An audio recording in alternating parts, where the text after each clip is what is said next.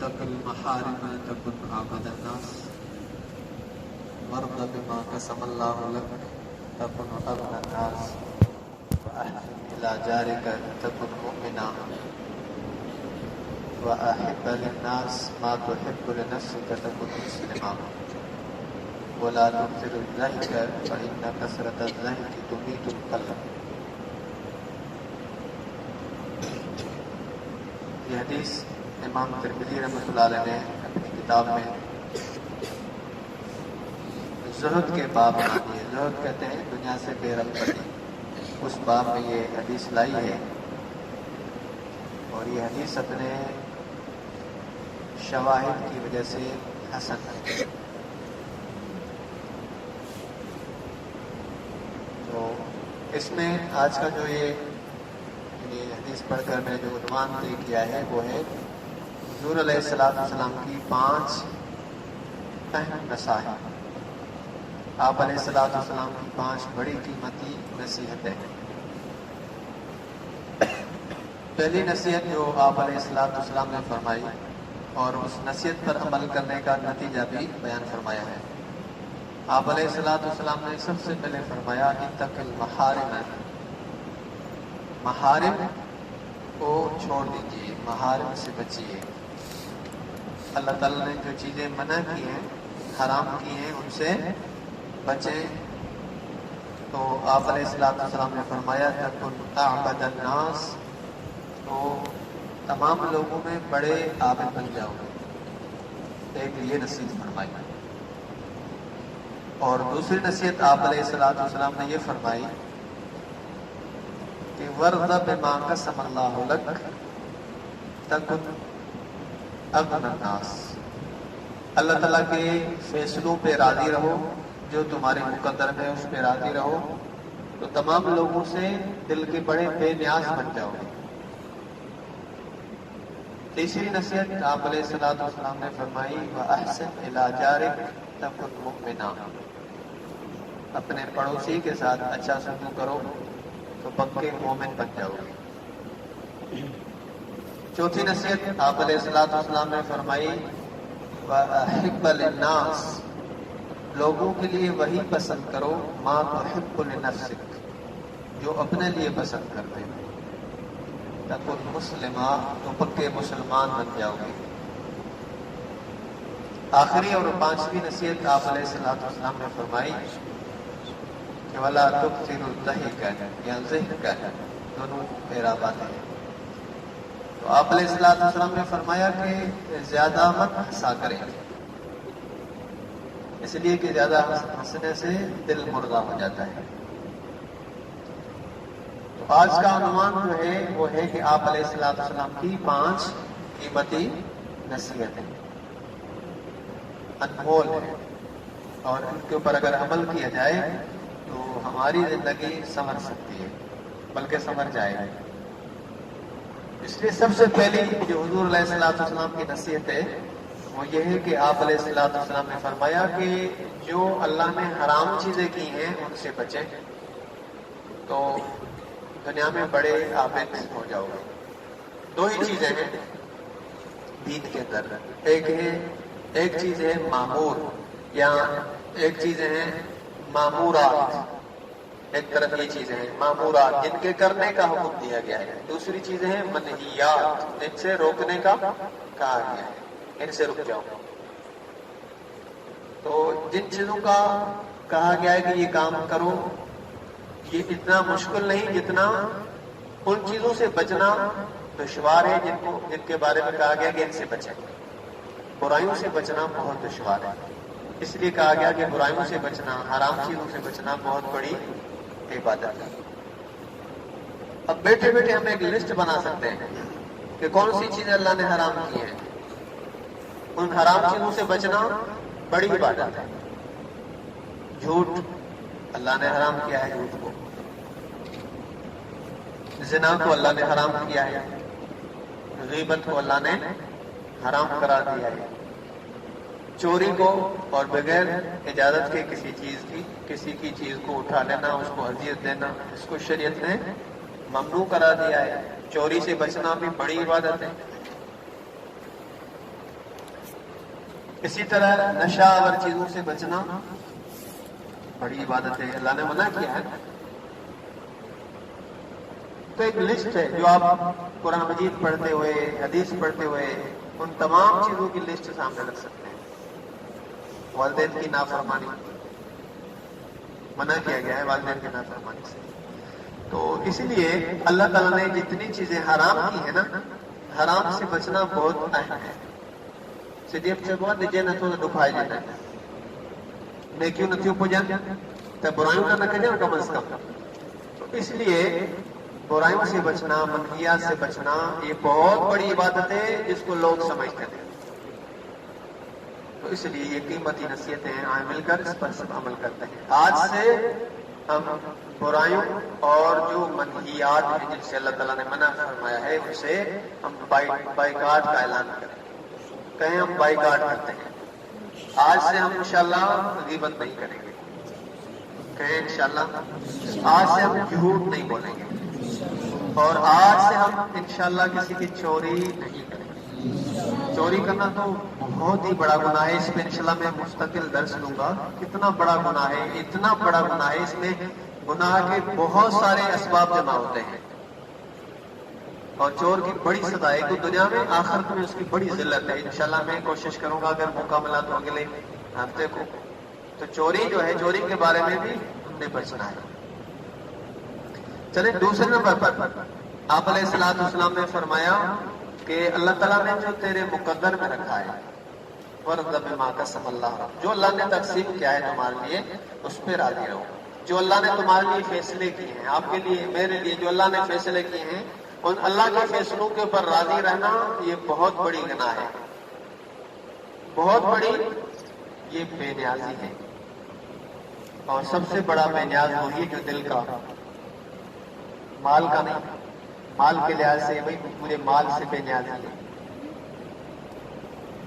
لیکن جو دل کا غنی ہو اصل یہ ہے. تو اللہ تعالیٰ کے فیصلوں پہ راضی رہنے والا وہ تمام لوگوں سے دل کا بڑا غنی ہو جاتا ہے. اگر دل غنی چاہیے، تمام لوگوں سے بے نیازی چاہیے، اسے ایک اللہ کا محتاج ہونا چاہیے کہ میں اللہ کا محتاج ہوں. تمام لوگوں سے میں ان کی محتاجی سے دور رہوں، ان کا محتاج نہ بنوں. تو اللہ کے فیصلوں پہ راضی رہے. غریب بنایا ہے تو اللہ نے بنایا ہے، اس پہ راضی رہے. اب کسی کے سامنے ہاتھ نہیں پھیلائے گا، اللہ نے بنایا ہے. مریض ہے، اس مرض کے اوپر راضی رہے، یہ اللہ نے دیا ہے. کوئی مصیبت میں ہے تو یہ مصیبت اللہ نے دی ہے، اس کے فیصلے کے اوپر راضی رہنا ہے. کسی کو اللہ نے غنی کیا ہے تو اس کے اوپر راضی رہے، اللہ نے کیا ہے، یہ اللہ کی مہربانی ہے. تو اللہ کے فیصلوں پہ راضی رہنا. ہر حال میں ایمان والا راضی رہتا ہے. مصیبت ہو تو صبر اختیار کرتا ہے، خوشی پہنچے تو شکر ادا کرتا ہے. یہ دوسری چیز. اور جو تیسری چیز ہے جس پہ مجھے آج زیادہ بولنا ہی ہے وہ یہ ہے کہ آپ علیہ الصلوۃ والسلام نے فرمایا وَأَحْسِنْ إِلَىٰ جَارِكَ تَكُنْ مُؤْمِنًا، اپنے پڑوسی کے ساتھ اچھا سلوک کرو تو بڑے پکے مومن بن جاؤ. یہ جو پڑوسی لفظ استعمال ہوتا ہے جار، قرآن مجید میں اس کو جار کہا گیا ہے، قریب والا. ایک ہاسٹل میں رہنے والے یہ سارے آپس میں پڑوسی ہیں، ایک کلاس میں پڑھنے والے یہ پڑوسی ہیں، ایک کمرے میں رہنے والے یہ پڑوسی ہیں. بعض علماء نے تو لکھا ہے کہ ایک ہی دکان سے جو چیزیں لے رہے ہیں اتنے قریب ہیں کہ ایک ہی دکان ہے ان کا سب کا، وہ سب آپس میں قریب ہیں جیسا کہ آپ لوگ. تو پڑوسی کے بارے میں یہ حکم ہے وَأَحْسِنْ إِلَىٰ جَارِكَ، حسن سلوک کرے پڑوسی کے ساتھ، اپنے قریب کے ساتھ. وجہ اس کی یہ ہے کہ جو سب سے زیادہ قریب ہوتا ہے اگر اس کی تکلیف پہنچے تو یہ سب سے بڑی تکلیف ہوتی ہے قریب کے لوگوں سے.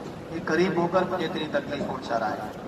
اس لیے زیادہ تاکید کی گئی ہے کہ آپ علیہ الصلوۃ والسلام نے فرمایا جبریل آیا اور برابر مسلسل مجھے پڑوسیوں کے بارے میں تاکید کرتا رہا حتی ظننت انہ سیورثہ، میں نے یہ گمان کر لیا کہ شاید میری میراث اٹھائے گا یہ پڑوسی، شاید میری ملکیت میں یہ وارث نہ کہیں بنے.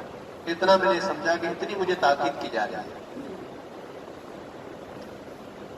ایک اور حدیث میں پڑوسی کے حوالے سے ہے، آپ علیہ الصلوۃ والسلام نے فرمایا من کان یؤمن باللہ والیوم الآخر فلا یؤذی جارہ، جو اللہ اور آخرت کے اوپر ایمان رکھتا ہے اسے چاہیے کہ اپنے پڑوسی کو ایذا نہ دے، تکلیف نہ دے۔ اور پھر آپ علیہ الصلوۃ والسلام نے مزید فرمایا من کان یؤمن باللہ والیوم الآخر فلیکرم جارہ، جو اللہ اور آخرت کو مانتا ہے وہ اپنے پڑوسی کی عزت کرے۔ آپ علیہ الصلوۃ والسلام نے یوں بھی فرمایا لا یؤمن، اس طرح کے الفاظ ہیں، لا یؤمن وہ شخص ایمان والا، کامل ایمان والا نہیں بن سکتا، لا یؤمن اس طرح کے الفاظ ہیں، من لا یأمن جارہ بوائق، وہ آدمی جس کا پڑوسی اس کی مصیبتوں سے محفوظ نہ ہو، وہ شخص مومن نہیں ہو سکتا۔ جس کا پڑوسی اس کی مصیبتوں سے، اس کے ظلم سے، اس کی زیادتی سے محفوظ نہ ہو۔ تو دیکھیے یہ ایمان کی علامت ہے پڑوسی کے ساتھ حسن سلوک کرنا۔ آپ علیہ الصلوۃ والسلام نے فرمایا کہ لا يدخل الجنت، یہ الفاظ ہیں، یہ جو حدیث پڑھی میں نے وہ اس طرح ہے، لا يدخل الجنت من لا يأمن جارہ بوائق، اس طرح کی حدیث ہے، پہلے جو پڑھی تھی وہ اصل میں ہے، یعنی لا يدخل الجنت، وہ جنت میں داخل نہیں ہوگا جس کا پڑوسی محفوظ نہ ہو اس کی تکلیف سے۔ اور جو دوسری حدیث ہے اس کا مطلب یہ ہے کہ جو اپنے پڑوسی کو تکلیف دیتا ہے وہ مومن نہیں، وہ اس طرح کے الفاظ ہیں، اس کے عربی کے الفاظ بھی کچھ آتے ہیں۔ ایک اور حدیث میں صحابہ کرام نے حضور علیہ الصلوۃ والسلام کے سامنے ایک عورت کا تذکرہ کیا کہ حضور صلی اللہ علیہ وسلم ایک عورت ہے، فلاں عورت ہے، رات کو تہجد پڑھتی ہے، قیام کرتی ہے، دن کو روزہ رکھتی ہے، اور پھر صدقہ بھی کرتی ہے۔ تو آپ معلوم کریے کتنی بڑی ایک عورت ہوگی نا، رات کو تہجد پڑھتی ہے، دن کو روزہ رکھتی ہے اور صدقہ بھی کرتی ہے، لیکن اپنی زبان سے اپنے پڑوسوں کو اذیت دیتی ہے، اپنے پڑوسوں کو تنگ کرتی ہے۔ تو آپ علیہ الصلوۃ والسلام نے فرمایا یہ عورت جہنمی ہے۔ پھر کہا جی حضور ایک اور عورت ہے جو صرف فرض نمازیں پڑھتی ہے اور تھوڑا بہت پنیر کے کچھ ٹکڑے، تھوڑا بہت صدقہ کرتی ہے، ورنہ زیادہ اہتمام عبادت کا نہیں کرتی، صرف فرض نمازوں کی پابندی کرتی ہے، لیکن پڑوسوں کے ساتھ اچھا سلوک کرتی ہے۔ تو آپ علیہ الصلوۃ والسلام نے فرمائی یہ جنتی ہے۔ آپ اندازہ لگائیں کہ جو پڑوسوں کے ساتھ اچھا سلوک کرنا ہے، ان کو ایذا نہ دینا، ان کے ساتھ حسن سلوک، یہ جنتی عمل ہے۔ حضور علیہ الصلوۃ والسلام کے پاس ایک آدمی آیا، کہنے لگا حضور مجھے اپنے پڑوسی نے بڑا تنگ کیا ہے، تنگ کر کے رکھ دیا ہے۔ تو آپ علیہ الصلوۃ والسلام نے انہیں ایک نسخہ بتایا، آپ ایسا کرو اپنے گھر کا پورا سامان لے کر اور راستے میں بیٹھ جاؤ، جو پوچھے بتانا مجھے فلاں نے تنگ کیا ہے، اس کی وجہ سے میں یہاں بیٹھا ہوا ہوں۔ تو لوگ آئے، بھائی خیر تو ہے، سامان لے کے راستے میں بیٹھے ہو، بولا فلاں آدمی نے بڑا تنگ کیا ہے۔ تو لوگ جو ہے اس آدمی کے اوپر لعنتیں کرنے لگے، گالیاں دینے لگے۔ اس کو معلوم ہوا کہ میری وجہ سے وہ شخص گھر سے باہر نکلا ہے، سامان اس نے باہر رکھا ہے اور مجھے لوگ گالیاں دے رہے ہیں۔ واپس آیا اور اسے منتیں کی، معذرت کی، آئندہ تو میں کبھی تک نہیں کروں گا، مہربانی کر کے اپنے گھر میں بیٹھے۔ تو آپ علیہ الصلوۃ والسلام جو ہے وہ بڑا خیال کرتے تھے کہ کوئی کسی کو اذیت نہ دے۔ پھر اس کا ازالہ اس طرح بھی آپ علیہ الصلوۃ والسلام نے کبھی کبھی فرمایا تھا۔ ایک بڑا واعظ تھا، شوقی، واعظ کرنے کا بڑا شوق تھا۔ مسجد نبوی میں یا اس کے قریب میں کھڑا ہو کر لوگوں کو جمع کر کے واعظ کرتا تھا، ذرا زور زور سے۔ حضرت اما عائشہ صدیقہ رضی اللہ تعالیٰ عنہ کا کمرہ حجرہ قریب میں تھا، انہیں تکلیف ہوتی تھی، اس کی آواز ان کے گھر میں جاتی تھی۔ تو یہ دور ہے حضرت عمر رضی اللہ تعالیٰ عنہ کا۔ حضرت اما عائشہ صدیقہ رضی اللہ تعالیٰ عنہ نے حضرت عمر سے شکایت کی کہ ایک واعظ ہے جو میرے گھر کے قریب زور زور سے واعظ کرتا ہے، لوگوں کو نصیحت کرتا ہے، انہیں منع کر دو۔ حضرت عمر رضی اللہ تعالیٰ نے منع کر دیا، اس طرح نہ کرو، تنگ نہ کرو، واعظ کرنا ہے تو کسی اور جگہ کرو، یہاں آستہ کرو۔ ازواج مطہرات امہات المومنین کو تکلیف ہوتی ہے، ان میں سے ام عائشہ کو تکلیف ہوتی ہے. وہ شخص رک گیا، لیکن شوق تھا اس کو بڑا تھا واز کرنے کا، اسٹیج پہ اتارا گیا. پھر دوبارہ اسٹیج پہ آنے کی کوشش کرا، پھر کچھ دن گزر گئے، بولا بات بھول گئی ہوگی، پھر آیا اور اسی جگہ پہ لوگوں کو جمع کیا اور واز کرنے لگا. پھر حضرت عمر رضی اللہ تعالیٰ کو معلوم ہوا کہ جسے میں نے منع کیا تھا وہ دوبارہ واز کر رہا ہے. حضرت عمر رضی اللہ تعالیٰ نے آئے اور کہا کہ میں ابھی آخری بات نہیں دے رہا ہوں، آخری مرتبہ سمجھا رہا ہوں، پھر بھی اگر بات نہیں آئے تو یہ لاٹھی دیکھ رہے ہو، یہ پوری لاٹھی تمہارے جسم کے اوپر توڑوں گا اگر یہاں پہ تم نے واز کیا ہے. اندازہ لگائیں، واز دین کی بات بہت اچھی بات ہے، لیکن دین کی بات سے بھی لوگوں کو تنگ نہیں کرنا. ایک آدمی بڑی گٹڑی ودی بھری جو ہے متھے تے کھڑے ہوئے اتما بیر اور جیسا کھڑے ہو جاؤ اس کے سامنے، مہربانی کر کے آپ میری باتیں سنیں، مہربانی کر کے میری باتیں سنیں. آپ کو 6 کلمات سنا رہے ہیں، آمنت باللہ سنا رہے ہیں، عقیدہ سنا رہے ہیں، اس کی سانس جا رہی ہے اور آپ دین کی باتیں بتا رہے ہیں. مجھے بتائیں یہ دین کی بات ہوگی یا آپ جو ہے وہ دیر سے اپنے گاؤں کے لاؤڈ سپیکر کھول کے پورے گاؤں کو جو ہے وہ اپنے شور میں تنگ کر رکھا ہے؟ تو یہ دین کی بات آپ کہہ رہے ہیں میں تو نعت سنا رہا ہوں لوگوں کو، میں تو قرآن کی تلاوت کر رہا ہوں. تو اس لیے دین کی باتوں کے اندر بھی چاہیے کہ ہم کسی کو تکلیف نہ دیں. سارے ساتھی سو رہے ہیں، سب آرام ہے. ایک ساتھی کہتا ہے مجھے تو مطالعہ کرنا ہے، اساتذہ نے بھی کہا ہے، سب نے کہا ہے مطالعہ کرنا تو دین کی بات ہے. وہ بلب کھول کے اور مطالعہ کرتا ہے، باقی سارے ساتھیوں کی نیند خراب ہو رہی ہے. تو یہ مطالعہ اس کو ثواب نہیں ملے گا، اس کو کیا ملے گا؟ گناہ ملے گا.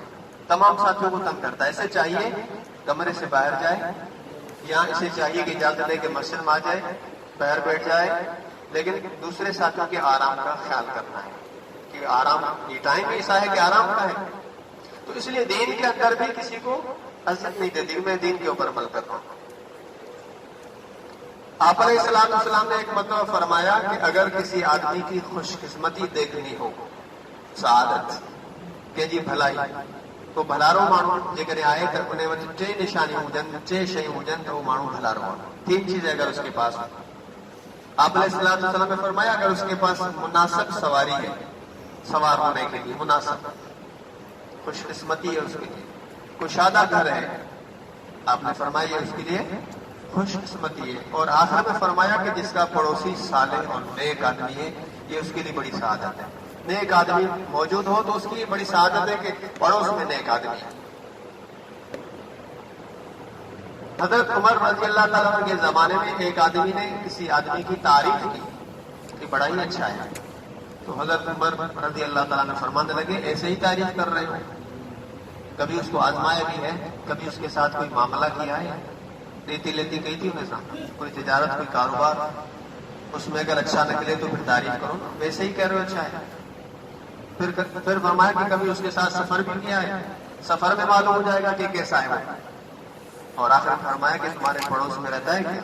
اگر پڑوس میں رہتا ہے پھر بھی تمہیں معلوم ہوگا کہ تمہارے ساتھ اچھا ہی کرتا ہوگا. تو اچھے آدمی کی تو نشانی یہ ہے کہ پڑوس میں اچھا ہو، سفر میں اچھا ہو، حضر میں اچھا ہو، معاملات میں اچھا ہو، یہ اچھا آدمی ہوتا ہے. تو اس میں پڑوس میں یہ نشانی بتائے گا کہ جو پڑوس میں اچھا ہے وہ اچھا ہے. پڑوسی کا بھائی. تو پڑوسی کے اندر پڑوسی کے ساتھ ناجائزی کرنا، اس کو تکلیف دینا بہت بڑا گناہ ہے. ایک حدیث میں ایسا ہی حدیث ہے، آپ علیہ السلام نے فرمایا کہ 10 گھروں سے چوری کرنا. کیا فرمایا؟ 10 گھروں، پورے 10 گھر، 10 گھرن میں کھا چڑھنا، چوری کرنا. آپ نے فرمایا 10 گھروں سے چوری کرنا اتنا بڑا جرم نہیں ہے جتنا کہ ایک گھر میں چوری کرنا، ایک گھر سے چوری کرنا جرم ہے جو کہ پڑوسی کا ہو. پڑوسی کا صرف ایک گھر ہو، اسے چوری کرنا یہ ان 10 گھروں کے اندر چوری کرنے سے بڑا گناہ ہے جو پڑوس میں نہیں ہے. آپ کیا سمجھتے ہیں؟ اور ہم ہیں کہ قریب والے کی جیب سے پیسے نکالنا ہے نا، بالکل جو 7 4 والا ہے اس کی کاپی چھپا رہے ہیں، قلم چھپا رہے ہیں. آپ نے فرمایا 10 آدمیوں کی چوری کرو، یہ اتنا جرم نہیں جتنا قریب والے آدمی کی چوری کرنا جرم ہے. پھر آپ علیہ السلام نے فرمایا کہ 10 عورتوں سے زنا کرو، یہ اتنا بڑا جرم نہیں ہے جتنا پڑوس میں ایک عورت سے زنا کی جائے۔ آپ اندازہ لگائیں پڑوس کی کتنی اہمیت دی جا رہی ہے۔ تو ان تمام احادیث کو دے کر ہمیں اپنے پڑوسوں کا خیال کرنا چاہیے۔ میں آخری حدیث سنا کر اپنی بات پوری کرنے کی کوشش کروں گا۔ آپ علیہ السلام نے فرمایا وہ شخص مومن نہیں ہو سکتا، فرمایا وہ شخص مومن ہو نہیں سکتا جس کے خوف سے، جس کے ڈر سے اس کے پڑوسی نے اپنا دروازہ بند کر دیا ہو کہ کہیں یہ مجھے مال میں، میرے اہل میں نقصان نہ پہنچا دے۔ آپ نے فرمایا وہ شخص جس سے ڈرا جا رہا ہے وہ مومن نہیں ہو سکتا کہ اس بیچارے کو اتنا خوف ہے کہ اپنا دروازہ ہی بند کر دے۔ پھر فرمایا وہ شخص بھی مومن نہیں ہو سکتا کہ جس کی زیادتیوں سے اس کا پڑوسی محفوظ نہ رہے۔ پھر فرمایا تمہیں معلوم ہے کہ پڑوسی کا کیا حق ہے؟ پھر آپ نے خود ہی فرمایا، آپ علیہ السلام نے فرمایا پڑوسی کا تو حق یہ ہے کہ جب تم سے مدد مانگے تو فوراً اس کی مدد کرو۔ پھر فرمایا جب تم سے قرض مانگے تو اس کو قرض دو، اس کی مدد کرو۔ تیسرے نمبر فرمایا کہ اگر وہ پڑوسی بھوکا ہو جائے، فقر میں مبتلا ہو جائے، غربت میں مبتلا ہو جائے، اس کا تعاون کرو، اس کی مدد کرو، اس کو نفع پہنچاؤ۔ اور چوتھے نمبر پر فرمایا کہ اگر بیمار ہو جائے تو اس کی عیادت کرو۔ پانچویں نمبر پر فرمایا اگر فوت ہو جائے تو اس کے جنازے کے ساتھ جاؤ، اس کے پیچھے جاؤ، جنازے میں جاؤ۔ چھٹے نمبر پر فرمایا اگر اسے یعنی پڑوسی کو کوئی بھلائی پہنچے، کوئی خوشی پہنچے تو آپ نے فرمایا اسے مبارکباد پیش کرو۔ اس کے بعد فرمایا کہ اگر اسے غم پہنچے، کوئی مصیبت پہنچے تو اسے تسلی دو، تسلی دینے کی ضرورت ہے۔ آپ علیہ السلام نے فرمایا اگر تمہاری دیوار ہے، تمہارا گھر ہے تو اپنے پڑوسی کے گھر سے اپنا گھر اونچا نہ بناؤ کہ کہیں اس کی ہوا نہ رک جائے۔ اپنی دیوار اس کے دیوار سے اونچی نہ کرو کہ اس کو تکلیف پہنچے سوائے کہ اس کی اجازت سے۔ پھر فرمایا کہ اگر گھر میں کوئی اچھا کھانا پک رہا ہو تو اپنی خوشبو ان کے گھر میں نہ پہنچاؤ، چھپ کر کے کھانا تیار کرو، الا یہ کہ اس کھانے میں سے کچھ وہاں پہنچاؤ پھر بھلے۔ پھر آپ نے فرمایا کہ باہر سے کوئی فروٹ لے کر آؤ، باہر سے کوئی پھل لے کر آؤ تو چھپ چھپ کے گھر پہ آؤ۔ ہاں اگر ان کو دینے کا ارادہ ہے، ہدیہ کرنے کا ارادہ ہے تو پھر تو کوئی مسئلہ نہیں، پھر کھلے عام آؤ، سرے عام آؤ اور کچھ ان کو دو، کچھ اپنے گھر لے جاؤ۔ آخر میں فرمایا کہ اپنے بچوں کو منع کرو کہ گھر سے پھل لے کر باہر نہ نکلے، کہیں پڑوسیوں کے بچوں کو تکلیف نہ پہنچے۔ کتنی بڑی قیمتی بات ہے، اور ہم ہیں کہ آئے دن اپنے پڑوسی کو تکلیف دینے کے لیے مصروف ہیں کہ کسی نہ کسی طرح سے اپنے کمرے والے کو، اپنے ہاسٹل والے کو، اپنے کلاسی کو کسی طریقے سے تکلیف۔ آج ارادہ کریں انشاءاللہ العظیم ہم کسی کو بھی تکلیف نہیں دیں گے۔ باقی دو باتیں ہیں ان کا میں ترجمہ ہی کر دیتا ہوں، اس میں آپ علیہ السلام نے فرمایا کہ جو اپنے لیے پسند ہے وہ دوسروں کے لیے بھی پسند کرو تو پکے مسلمان بن جاؤ گے۔ مثلا میں اپنے لیے کیا چاہتا ہوں؟ میں اپنے لیے چاہتا ہوں کہ میری عزت ہو تو دوسروں کی بھی عزت کرنا سیکھو۔ اپنے لیے چاہتا ہوں کہ مجھے کوئی نقصان نہ پہنچائے تو دوسروں کے لیے بھی یہی چاہو۔ میں چاہتا ہوں میری کوئی چوری نہ کرے، دوسروں کی نہ کرو۔ میں چاہتا ہوں میری کوئی بے عزتی نہ کرے، دوسروں کی نہ کرو۔ میں چاہتا ہوں مجھے کوئی ایذا نہ پہنچائے، دوسروں کو نہ پہنچا۔ میں چاہتا ہوں مجھے اچھی چیز ملے، آپ یہ چاہو کہ انہیں بھی اچھی چیز ملے۔ آپ چاہتے ہو کہ میرے مال میں، رزق میں برکت پڑ جائے، میں علم میں آگے بڑھ جاؤں، آپ چاہو کہ دوسرے بھی آگے بڑھ جائیں۔ میں نمازی ہوں، دوسرے بھی ہو جائیں۔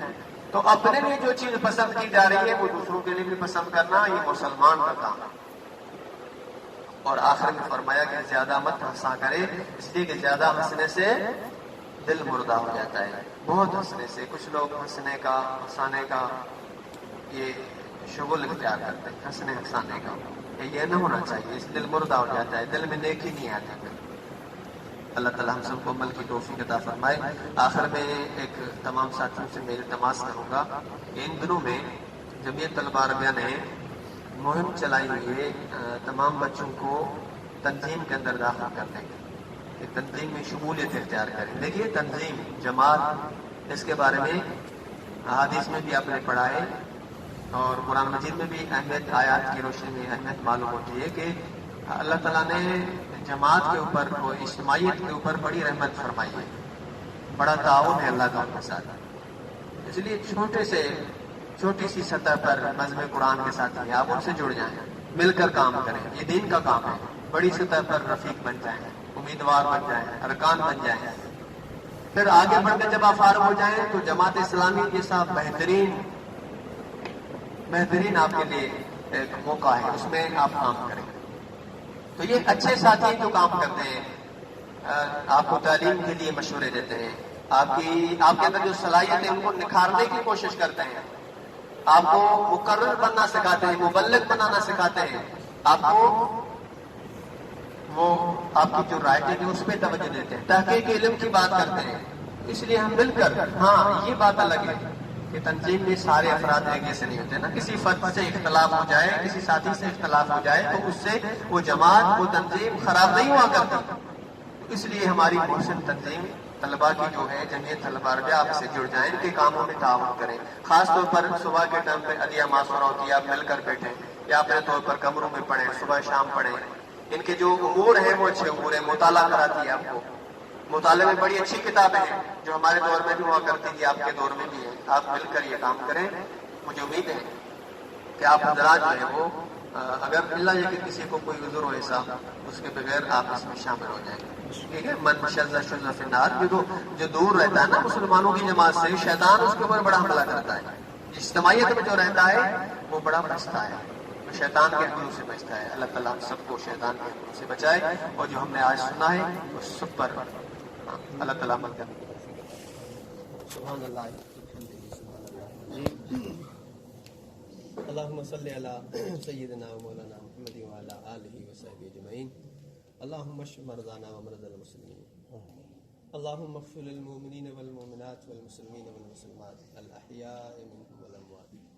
اللہم ربنا تقبل منا انک انت السمیع العلیم وتب علینا انک انت التواب الرحیم. وصلی اللہ تعالی علی خیر خلقہ محمد وعلی آلہ وصحبہ اجمعین.